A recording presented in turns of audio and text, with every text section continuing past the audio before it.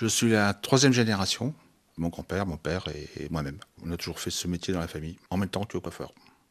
Je fais surtout des périodes historiques, c'est-à-dire beaucoup pour l'opéra, quelquefois pour le cinéma, pour la pub, de la période égyptienne jusqu'aux années 50-60. Mon père et mon grand-père se trouvaient dans l'Opéra de Rouen. On avait une loge au quatrième étage à l'époque. À partir de l'âge de 8 ans, c'était en 62, je me suis retrouvé gamin dans le théâtre. Donc les opéras, j'en ai vu beaucoup. Et beaucoup de fois les mêmes aussi. Avec des mises en scène tout à fait différentes. Et c'est un avantage. Ça m'a permis de connaître, de coiffer certains artistes qui sont devenus directeurs de théâtre après. En théorie, vous achetez du cheveu, vous traitez ce cheveu, vous le mettez à la couleur, vous fabriquez un bonnet, et après vous implantez ces cheveux sur ce bonnet.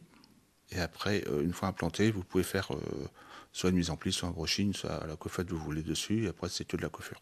Le cheveu naturel, le yak, le synthétique.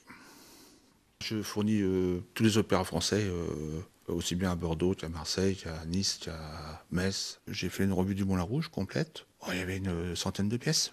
J'ai fourni des doublures pour Catherine Deneuve. J'ai fourni des postiches pour Guillaume Depardieu, pour Isabelle Huppert. Moi, j'apparais jamais sur le générique, mais en fin de compte, il y a beaucoup de choses qui viennent de chez moi. Là, sur l'opéra d'Atis, à l'opéra comique, qui est par New York, c'est le plus gros baroque français, tout sort de chez moi. Mais ça c'est dans le métier, pas pour le public. Alors une perruque, pour la construire, ça peut durer, suivant si c'est fait à la main ou à la machine, entre 2 et 8 jours. Pour les perruques implantées, tous les points sont faits avec un petit crochet, un peu comme le crochet pour faire les tapis.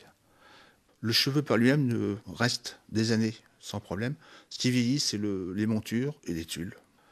Je vais faire le 18e en coiffure. On peut faire des perruques énormes ou très petites ou très plates. Marie-Antoinette démente, comme une perruque 18e très très lisse. C'est infini. J'essaie toujours mes perruques, bien que j'ai absolument pas une tête à perruque. Donc je les essaye tout seul. Ça me permet déjà de savoir la taille, tout de suite. Le fait de mettre sur sa tête, ça donne tout de suite un certain volume. Ça permet d'équilibrer certaines coiffures. Mon grand-père se rasait.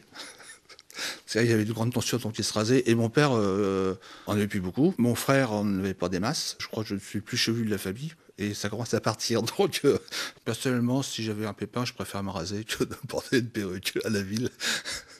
Aucune focalisation.